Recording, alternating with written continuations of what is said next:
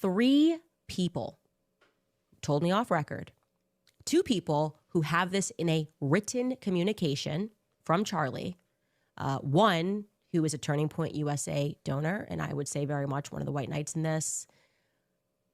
The very day before Charlie Kirk died, he expressed that he thought he was going to be killed.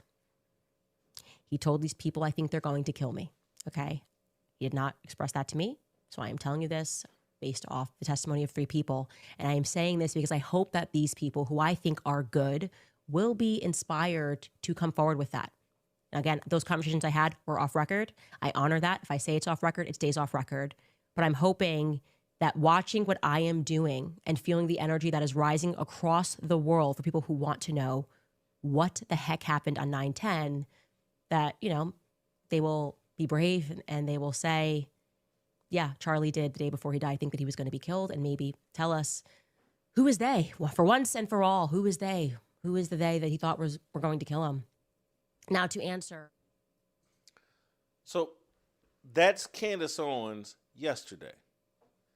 And I what you don't have to like Candace Owens, but you better have enough discernment and maturity to understand that God will use anybody to advance the truth.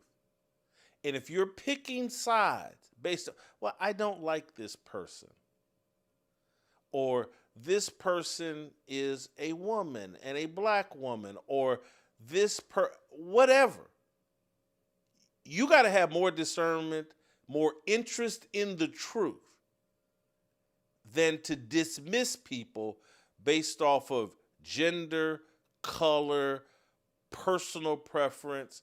You're very immature. You sound like the people in the Bible that didn't want to hear Paul because of his criminal history. You just, it's a level of immaturity that frightens me, that believers would make some, we have a rooting interest in truth, and we shouldn't. We should just follow the truth wherever it leads, because that's where God is, wherever the truth is. And there's no telling who he might use to get you towards the truth. And there's no telling, like, he may use that person for just a brief moment in time, or he may use that person throughout their lifetime, but you never know. And that's why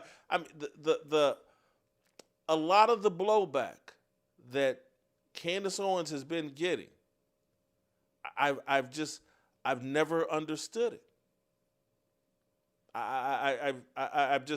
It's a bad read. The story the government has been putting out about Charlie Kirk doesn't make sense. And I don't care who the government, I don't care who the name brands are leading the FBI. The story doesn't make sense.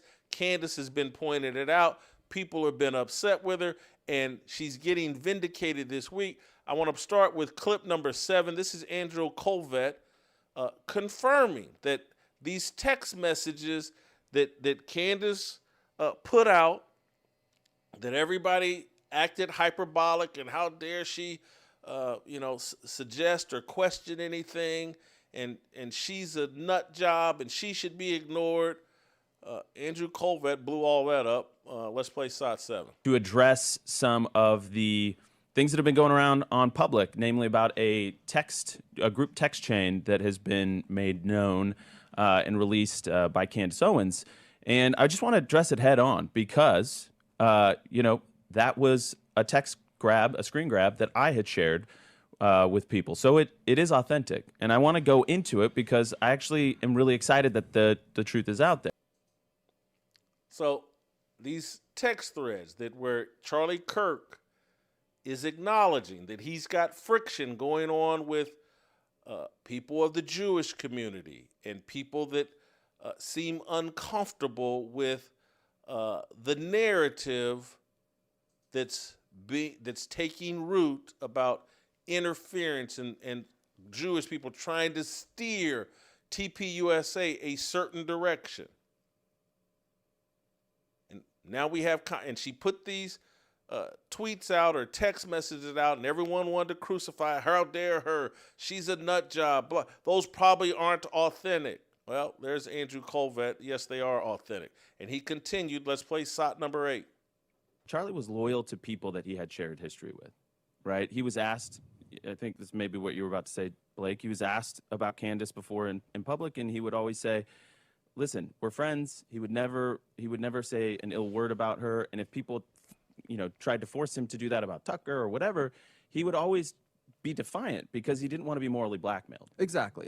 Charlie was loyal to people who had ever been friends to him, whether it was very old donors or just people who had worked with Turning Point. Yep. And as long as they were not attacking him, he would not air any dirty laundry or, frankly, any disagreements he had with people. He did disagree with Candace on the Israel issue. He disagreed with Tucker on the Israel issue.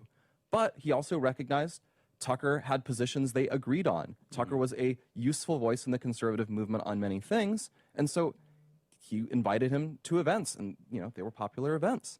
And so he would react. Sometimes people would just say, yeah, don't invite him, or we're going to, cut off some large donation.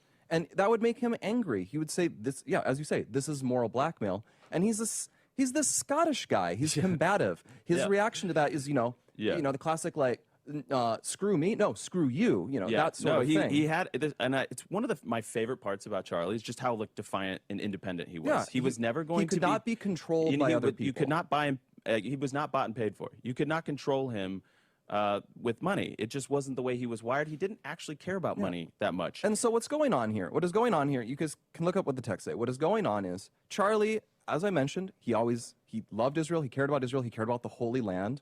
And he was aware there was a surge of anti-Israel sentiment on the right.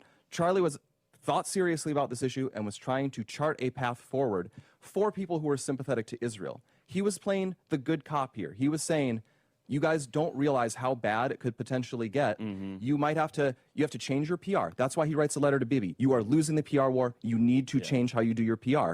You need to change your messaging to the American right. You might need to change what you expect from us, that you're not going to be able to count on just, for example, unlimited military aid from America. That's just not going to be tenable going forward. So maybe it has to be a more passive relationship. Maybe you need to give more support towards America. Some more support towards America in, for example, opposing Islamic migration into America. That's one thing he thought we could ally on.